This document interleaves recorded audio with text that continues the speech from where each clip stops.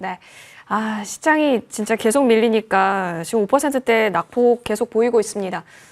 코스닥은 외국인이 좀 사주는 것으로 1,000억 원 가량 지금 매수로 전환이 된 것 같기는 한데요. 지금 어디에 집중해야 하는 시장인지 좀 어지럽기는 합니다. 시총 상단주가 17위 하나오션 제외하고는 계속 다 파란불이에요. 42위권까지 다 파란불 켜져 있습니다. 자, 이 시장 상황 속에서 저희는 올바른 단서 계속해서 뜯어보고요. 내일 모아보면 좋을 섹터까지 점검해 보겠습니다. 아테나 자산관리자문 이민우 대표 나와 계십니다. 대표님 어서 오십시오. 안녕하십니까? 네, 어려운 시장에 모셨습니다. 자, 환율이 이렇게까지 폭주하는구나를 오늘 보고 좀 놀랐습니다. 네. 자, 그 속에서 우리는 어떤 단서 챙겨볼 수 있을까요? 오늘 시장에 흩뿌려진 단서 열어보겠습니다.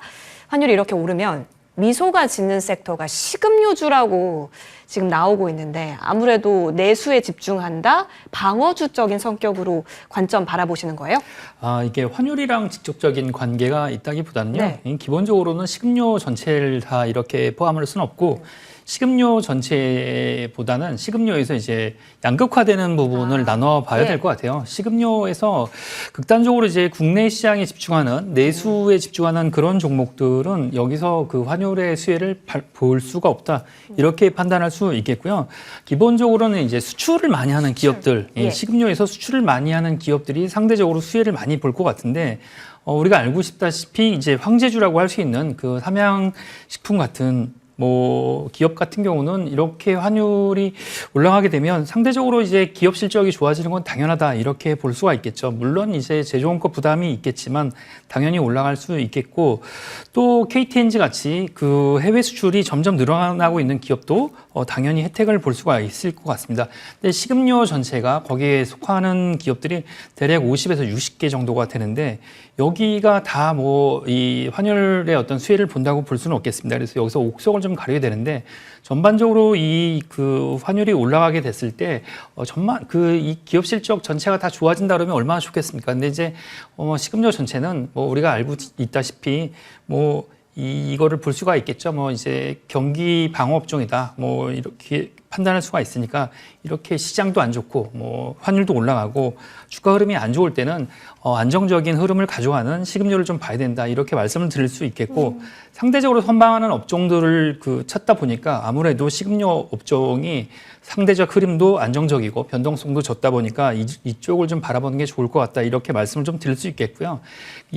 그 변동성이 적다고 한다는 것은 기본적으로 여기서 실적이 좋다 그러면 그런 실적이 좋다면 당연히 실적이 좋은 거에 따라서 상승세도 이어질 수 있기 때문에 급등하는 기술업종처럼 우리가 높은 수익률을 기대할 수는 없겠지만 전반적으로 봤을 때 이렇게 약세장이 이어지는 외부 변수에 있어서 약세장이 이어지는 상황 속에서는 전반적으로 기업 흐름이 나쁘지 않다. 그렇다 그러면 당연히 기업 실적에 따라서 좋은 흐름도 기대할 수가 있겠고 또 여기서 해외 수출이 많은 기업들은 당연히 좋은 실적을 볼 수가 있겠다. 이렇게 판단할 수가 있겠죠.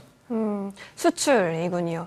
자, 그러면 사실 APR은 화장품계에서 수출 넘버원이었고 그렇죠. 식품하면 또 떠오르는 기업 있으실 텐데 요즘 좀 조용했던 것 같은데 우리가 생각하는 그 종목이 관심주가 되는 건가요? 여러 가지 볼 수가 있겠습니다. 말씀하시는 게 어떤 건지 제가 라면? 그렇죠. 라면 쪽은 사실 다 거기에 포함된다고 볼 수가 있겠는데 이게 K자가 붙은 거 하면 이제 라면은 일본에서 만들어진 게 아니고 이제 한국산으로 이제 고정이 된다 볼 수가 있으니까 라면 한다 그러면 다 해당된다 볼 수가 있겠습니다. 특히 이제 삼양라면 같은 경우는 당연하다 볼 수가 있고 삼양식품은 거기에 이제 황제주로 계속 지위를 유지할 수 있겠다 이렇게 판단할 수 있겠습니다. 알겠습니다. 계속해서 황제의 지위를 노려볼 수 있다. 오히려 환율이 오를 때 웃을 수 있는 종목군에 집중하는 것도 전략이 되어 보입니다. 내일이 또 4월의 첫 거래일인지라 3월 한 달치의 수출 데이터 나올 것으로 보여지는데요. 체크해 보시면 좋겠네요. 자, 이어서 다음 단서로 넘어가겠습니다. 오늘 오전부터 핫했던 섹터가 있어가지고요. 단서 두 번째로 열어보겠습니다. 바로 조선주입니다. 선방 잘하고 있어요. 그간을 좀 조용했는데 오늘 들어주는 양봉이 나와서 이제부터 다시 우리는 관심권에 놓고 지금 자리 예쁘다라고 판단해도 되지 싶어요? 그렇죠. 지금 전반적으로 봤을 때 그 조선업종 전체가 다 성적이 좋았다 이렇게 볼 수가 있겠습니다. 3월 전체를 봤을 때 조선업종 전체는 10% 상승하는 그런 모습을 보이는데 특히 이제 빅3는 더 그 높이 상승하는 모습을 보였죠. 근데 이게 이제 영업이익이 뭐 45% 이상 상승할 것이라는 전망이 있는 데다가 VLCC나 아니면 뭐 가스통 같은 게 이제 수주 잔고가 뭐 더 늘어날 수도 있다. 수주 잔고에 따른 영업이익 전망도 굉장히 좋다 보니까 아무래도 실적 그에 대한 그 개선 기대감이 계속 이어지는 상황이잖아요. 그렇다 보니까 아무래도 이 조선업종은 이 그 시장 전체가 무너지는 이런 상황 속에서도 좋다 이렇게 말씀드릴 수 있겠고, 특히 이제 여기서 우리가 참고를 해봐야 될 게 지금 전쟁이 언제 끝날지 네. 모르는 상황입니다. 지금 제가 들어오기 전에 지금 그 CNBC 뭐 이런 그 속보를 봤는데 이 미국의 국방장관 그 피트 헤그세스가 보셨나요? 선침해 얘기요? 예, 선침해. 그 얘기가 나왔고, 뭐, 아니라고 얘기하는데, 저 같은 사람이죠. 피트 헤그세스의 그 담당자가, 거기다가 모건 스탠리 통해서 블록락에 연락해갖고, 뭐, 몇백만 불을 전쟁 관련된 거 사겠다. 뭐 이런 얘기가 나왔었다고 하는데, 이런 식의 그 이야기라면 전쟁이 언제 끝날지 모르는 그런 어떤 그, 이제 뭐, 이게 음모론 가까운 얘기들이 계속 나온다 그러면 전쟁에 대한 불확실성이 계속 높아지는 상황이잖아요. 그렇다 보니까 이 전쟁이 길어진다 그러면 선복, 그러니까 이제 화물을 실을 수 있는 그 배의 부족함이 네. 계속 지속될 수 있는 거죠. 그렇다면 VLCC뿐만 아니고 뭐 이제 그 더 작은 탱커들, 뭐 가스선들도 당연히 부족해질 텐데, 그렇다 그러면 이 수주 잔고가 지금 뭐 받은 수주량 말고 더 늘어날 수도 있겠다 이런 기대감이 있으니까 당연히 여기에 대한 어떤 기대감, 실적 개선이 더 올라갈 것이다 이런 생각도 있을 것 같고요. 그렇다 보니까 이 조선업종에서 3사뿐만 아니고 더 뭐 작은 조선사까지도 영향이 있을 수 있지 않을까 이렇게 기대를 해볼 수 있는 것들도 있겠습니다. 근데 단지 여기서 우리가 하나 짚고 넘어갈 건 전쟁이 장기화 되면 예. 다른 업종과 마찬가지로 원가에 대한 부담감이 있을 수 있겠죠. 그 부분은 여기서 그 조선업종에 들어갔을 때 당연히 한번 그 계산에 넣고 가셔야 된다 이렇게 말씀드릴 수는 있겠습니다. 장기화가 도움이 되는 면도 있지만 투머치 장기화가 되면은 비용단에서도 발목을 잡을 수 있기 때문에 이 부분은 저희가 예의주시해야 한다. 결국에는 이 정도에서 멈추는 게 가장 베스트 시나리오긴 그렇죠. 하겠네요. 맞습니다. 알겠습니다. 자, 양대 시장 지금 마이너스권에서 거래 마칠 준비하고 있습니다. 4%대 낙폭 보이네요. 5,045선 나타나고요. 5,100선에서 공방 벌이다가 추가 낙폭이 더해진 것으로 보여집니다. 코스닥도 5%대 하방 그리면서 1,051선 나타납니다.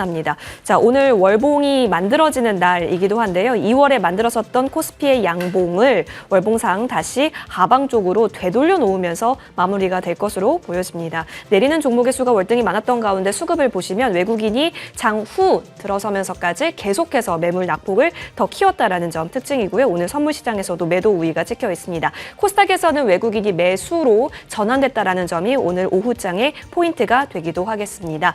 전반적으로 아시아권 하방 쪽이 더 나타나고 있는 상황이고요. 오늘 시총 상단주는 거의 대부분 파란빛을 코스피도 코스닥도 마무리된 것으로 보여집니다. 정리하고 오시죠.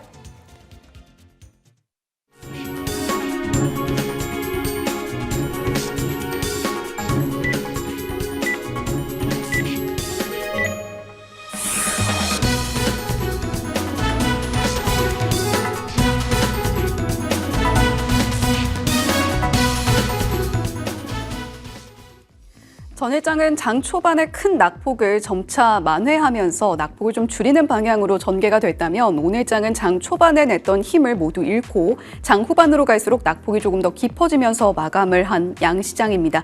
자, 이런 가운데에서 코스피가 어제 시장에서 60일선이 잠시 이탈하는 모습을 보이기도 했었는데요. 오늘 장 코스피와 코스닥 양 지수가 골이 더 깊어지면서 앞으로의 향방이 더욱더 중요한 시점이 됐습니다. 코스피와 코스닥 오늘 장 마감 데이터 함께 들여다보시죠. 코스피 지수는 4.26% 하락으로 마감했습니다. 5,052선까지 내려오면서 5,100포인트 선도 한꺼번에 무너지는 모습을 나타내고 있는데요. 전 거래일 대비로는 200포인트가 넘게 빠지면서 코스피 지수 앞으로의 4월은 좀 어떻게 될지 조금은 걱정이 앞서기도 합니다. 코스닥 지수는 4.94% 하락으로 5% 가까운 낙폭을 그렸습니다.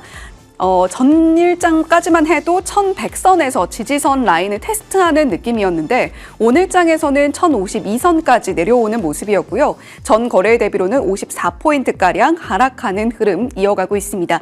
지속되는 환율의 충격 속에서 외국인들의 수급이 4월 들어서는 좀 들어오면 좋을 것 같은데 코스피 투자자별 매매 동향 외국인은 오늘 시장에서 3조 넘게 큰 폭의 매도세로 일관하는 모습이었습니다. 개인은 2조 넘게 순매수세를 나타냈고요. 기관은 9,086억 원 순매수세 나타내는 모습이었죠. 코스닥도 투자자별 매매 동향 이어서 살펴보겠습니다. 외국인들이 코스닥은 오후 들어서 그래도 매수세로 전환했다라는 점은 상당히 긍정적이기는 합니다만 코스닥 지수도 오늘 낙폭은 거의 5%에 육박하는 모습이었죠. 개인들의 순매수세 550억 원 규모에 불과했고요. 기관은 567억 원 순매도, 외국인만 1,021억 원 순매수세로 나타났습니다. 자, 오늘장 코스피와 코스닥 이렇게 조금 엇갈리는 수급 동향 속에서 어떠한 흐름으로 4월을 이어가게 될지 일단 3월의 마지막 장 시장을 움직였던 리딩 섹터 첫 번째 살펴보겠습니다. 자, 오르락내리락 전쟁 테마가 한 달 동안 우리를 좀 괴롭히고 있습니다. 그 안에서 오늘 부각된 쪽은 알루미늄 그리고 리튬 쪽이 아니었나 싶은데요. 알루미늄 가격이 2022년 이후 최고 레벨에 근접했다라는 보도가 나타나고 있습니다. 이에 따라서 알루미늄 관련 종목들 상승 탄력 크게 받아가는 모습이긴 했는데 전반적으로 시가총액이 큰 종목들이 많지 않습니다. 이 부분은 주의하실 필요가 있겠고요. 리튬 관련해서도 ESS 그리고 재생에너지 쪽이 유가 급등으로 인해서 주목을 받게 되면서 그렇다면 이 ESS 재생에너지 쪽에 많이 들어가게 되는 리튬주 관련해서도 부각이 이어지고 있습니다. 알루미늄 관련 종목들 시세 먼저 좀 체크를 해보면요. 남선 알루미늄 상한가 안착했고요. 조일 알루미늄도 역시 상한가 안착하는 모습이었습니다. 남선 알루미늄은 지금 우선주까지도 함께 상한가 안착하는 모습이었죠. 삼알루미늄이 그나마 알루미늄 관련 종목들 가운데에서 시가총액이 5천억이 넘는 종목이기는 합니다. 역시 상한가 안착하는 모습으로 알루미늄 관련 종목들, 종목명에 알루미늄 관련해서 이야기가 들어있다면 오늘장에서 장 초반부터 상한가 안착한 뒤에 풀리지 않았다는 점도 참고해 보시면 좋을 것 같습니다. 리튬 종목들의 시세도 함께 참고해 보시죠. 리튬 종목들은 알루미늄 관련 종목들보다도 시총이 더 작은 종목들이 많습니다. 주의하실 필요가 있겠고요. 지금 가장 첫 번째로 보이고 있는 리튬 포어스 같은 경우는 1,000원 미만의 동전주이기도 합니다만 시가총액이 굉장히 작다라는 점 참고하셔야 되겠습니다. 강원에너지는 26%, 장 막판으로 갈수록 상승 탄력을 조금 더 키웠고요. 하이드로리튬도 15% 급등세로 마무리하는 모습이었습니다.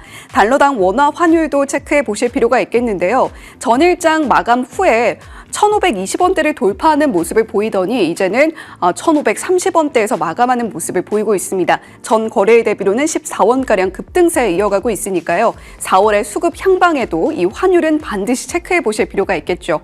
자, 지금 알루미늄과 리튬 관련한 시세 함께 체크를 해봤는데요. 두 번째 리딩 섹터는 조선이었습니다. 그래도 이렇게 우리가 시가총액이 작은 쪽보다는 조금 듬직하게 끌고 갈 수 있는 섹터가 뭐가 있을까라고 본다면 다시 시선을 조선으로 옮길 때가 아닌가라는 생각도 드는데요. 유한타증권에서 리포트가 나왔습니다. 원유 운반선의 영향으로 2분기가 되면 신조선가가 올라갈 것이다라고 이야기를 하고 있는데요. 보통 신조선가 가격 반영이 1주에서 3주 정도 걸린다라는 점을 감안을 한다면 앞으로 이 신조선가 가격 상승의 수혜를 대한조선과 같은 종목들이 받아갈 것이다 라고 이야기를 하고 있습니다. 하나오션은 마스가 프로젝트 이후에 첫 미군 해군 프로젝트를 수주했다라는 호재가 들려왔는데요. 오늘장 대한조선과 한화오션 음봉으로 마무리하긴 했습니다만 각각 5.4%, 1.6% 상승 탄력을 보여주는 상승 탄력을 보여줬습니다. 그 밖에 조선 종목들도 함께 상승을 해줬다면 좋았을 텐데 전반적으로는 하락 흐름 함께 나타냈다라는 부분도 참고해 보셔야 되겠죠. 하나오션 오늘 일중 흐름을 보면 장 초반에 12만 7,400원까지 터치를 해냈다가 11만 9,100원 선에서 마무리하는 모습이었고요. 대한조선의 경우에는 중형 선박과 원유 운반선 쪽에서 포트폴리오 단단하게 구축하고 있는 기업이기도 합니다. 8만 5,700원 선에서 마감했고요. 장 중반에는 장 초반에는 88,300원 선에 터치하는 모습을 나타내기도 했습니다. 자, 오늘장 전반적으로 힘든 하루 계속해서 이어가셨을 걸로 생각이 됩니다. 3월 한 달 동안 좀 어지러운 장세가 이어지기도 했는데요. 자, 오늘장 특히 반도체 종목들의 추가적인 낙폭을 함께 그리는 가운데에서 SK하이닉스가 7% 넘게 낙폭을 그렸고요. 그런 와중에도 외국인들의 수급 SK스퀘어 쪽으로 좀 유입이 되는 모습은 유의미하지 않았나라는 생각이 듭니다. 그 밖에도 오늘 한미반도체도 3% 넘는 낙폭, 이수페타시스는 6% 넘게 하락했고요. 그리고 그 안에서도 제약바이오 섹터, 오늘 삼천당 제약이 하한가에 안착하면서 마무리를 했습니다. 장 초반부터 좀 잡음이 있었는데요. 지금 공시 이후에 전반적으로 계약에 대한 실망감도 반영이 된 영향이 있고요. 삼천당 제약이 내놓은 입장에 대해서도 주주들이 좀 실망감을 드러낸 것이 주가로 반영이 되고 있습니다. 금융주들도 전반적으로 약세 흐름, 조선 섹터 가운데에서는 하나오션 앞서 살펴보셨던 것처럼 1% 넘는 상승 탄력 보여줬고요. 삼성 E&A가 7% 넘는 급등세 시현하기도 했습니다. 오늘 전반적으로 파란 불빛이 가득한 머니맵이기는 합니다만 그 안에서도 상승한 종목들 있기 마련이니까요. 희망 잃지 마시고 저희와 함께 4월에 대한 전략도 꼼꼼하게 다져가시면 좋겠습니다. 네.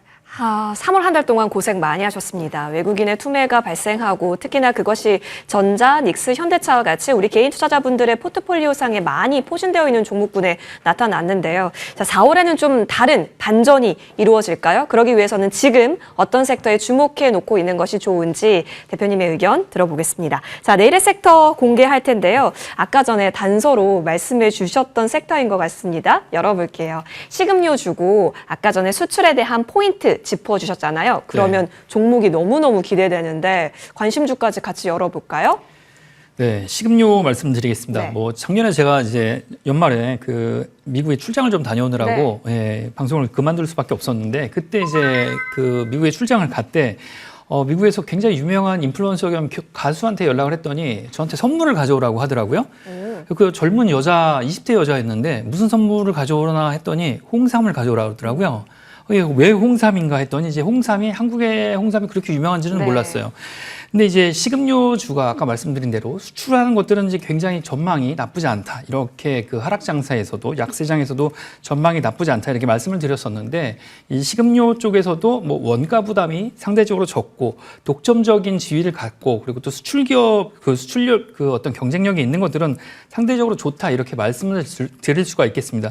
물론 그 식음료는 말씀드린 대로 굉장히 많은 종목들이 있지만 거기서 이렇게 이런 제가 말씀드린 것들을 좀 추려보면 뭐 대충 어떤 기업인지 뭐 추려보실 수가 있겠는데 제가 오늘 말씀드리려고 하는 종목은 KTNG라고 말씀을 드릴 수가 있겠습니다. 뭐 건강기능식 그 상품 말고도 그 관련 특히 이제 지금 여의도에 오면서 여기 뭐 담배 연기가 여의도에 말도 못합니다. 시장이 안 좋으니까. 그렇죠. 예, 근데 이제 관련 같은 경우는 2021년부터 2025년까지 연평균 40%가량 수출의 어떤 상승률을 보이고 있어요. 계속 급증하는 그 수출 상승률이 보이고 있는데 이게 그렇다 보니까 지금처럼 뭐 전반적으로 시장이 약세장일 때도 계속 성장하는 기업이라고 볼 수가 있겠습니다. 물론 이 그 영업이익률이 다른 반도체나 첨단 기술 업종에 비해서는 적지만 그래도 상당히 좋다. 개별 기업으로서는. 그래서 이 기업에 대해서 좀 관심을 좀 가지시는 게 이런 약세장에서 좋다. 이렇게 말씀을 좀 드릴 수 있겠고 이것에 대해서 말씀드리면 목표가는 뭐 이렇게 높게 안 잡고 18만 5천 원 이렇게 볼 수 있겠고요. 손절가는 14만 원 이렇게 말씀드릴 수 있겠습니다. 자, KTNG에 기관이 6거래 연속 들어와 있다는 점도 굉장히 좋은 포인트가 될 것 같아요. 이럴 때 쳐다보자 KTNG로 언급 받아봤습니다. 18만 5천 원 목표가 제시해 주셨네요. 자, 앞으로가 중요해질 것 같습니다. 이제부터 우리는 4월에 대비책을 마련해야 될 것 같고요. 이어지는 머니투데이 방송 통해서 잘 챙겨가 보시면 좋을 것 같습니다. 시장 분위기가 좀 험악하게 끝났는데요. 반전을 기대해 보면서 저희는 여기서 물러납니다. 시청해 주신 여러분 대단히 고맙습니다.